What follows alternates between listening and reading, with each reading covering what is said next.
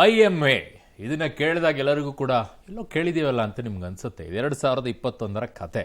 Muslim ಜನಾಂಗದ ಅಲ್ಲಿರುವಂಥ ಹೆಣ್ಣುಮಕ್ಕಳ ಪಾಪ ಗಂಡು ಮಕ್ಕಳು ಕೂಡ ದುಡ್ಡನ್ನು ಕಟ್ಟಿ ಆ ದುಡ್ಡನ್ನು ಲಪಟಾಯಿಸಿದ್ದಾರೆ ಅನ್ನುವಂಥ ಆರೋಪಗಳು ಒಂದು 3-4 ಜನರ ಮೇಲೆ ಬಂತು. ಅದರಲ್ಲಿ ಜಮೀರ್ ಅಹ್ಮದ್ ಖಾನ್ ಅವರು ಕೂಡ ಇದ್ರು.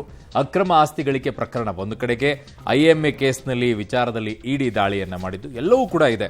ಸೊ ತನಿಖಾಧಿಕಾರಿ DYSP ಸತೀಶ್ ಅವರ ಮುಂದೆ ಹಾಜರಾಗಿದ್ದಾರೆ. ಕಳೆದ 2 ಗಂಟೆಗಳಿಂದ ವಿಚಾರಣೆಯನ್ನು ಜಮೀರ್ ಅವರು ಎದುರಿಸ್ತಾ ಇದ್ದಾರೆ.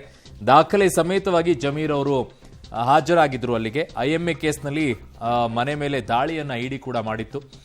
ಸೊ 2021ರಲ್ಲಿ ಜಮೀರ್ ಅವರ ಮೇಲೆ FIR ಅನ್ನ ACB ಕೂಡ ದಾಖಲು ಮಾಡಿತ್ತು. ಈಗ ಸದ್ಯಕ್ಕೆ ACB ಇಲ್ಲ, ಹಾಗಾಗಿ ಅದು ಲೋಕಾಯುಕ್ತಕ್ಕೆ ವರ್ಗಾವಣೆ ಆಗಿರೋದ್ರಿಂದ ಲೋಕಾಯುಕ್ತ ಅದರ ತನಿಖೆಯನ್ನ ಮಾಡ್ತಾ ಇದ್ದಾರೆ. ಆ ನಿಟ್ಟಿನಲ್ಲಿ ಈಗ ತನಿಖಾಧಿಕಾರಿ DYSP ಸತೀಶ್ ಅವರ ಮುಂದೆ ಹಾಜರಾಗಿ ವಿಚಾರಣೆಯನ್ನ ಎದುರಿಸಿದ್ದಾರೆ.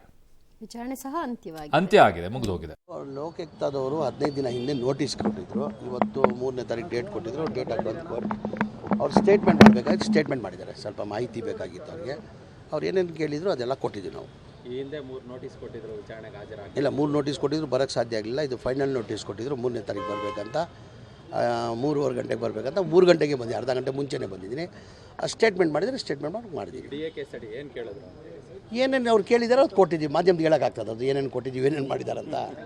ಅವ್ರು ಸ್ಟೇಟ್ಮೆಂಟ್ ಮಾಡಿದ್ದಾರೆ. ಅವ್ರ ಸ್ಟೇಟ್ಮೆಂಟ್ಗೆ ಅಗತ್ಯ ಏನೇನು ಮಾಹಿತಿ ಕೇಳಿದ್ರು ಅದೆಲ್ಲ ಮಾಹಿತಿಯನ್ನು ಕೊಟ್ಟಿದ್ದೀವಿ. ಮತ್ತೆ ಯಾವಾಗಾರು ಬರಕ್ಕೆ ಹೇಳಿದ್ದಾರೆ? ತಿರ್ಗಿ ಅಗತ್ಯ ಇದ್ರೆ ಕರಿತೀವಿ ಅಂತ ಹೇಳಿದ್ದಾರೆ. ಕರೆದ್ರೆ ಬರ್ತೀನಿ ನಾನು.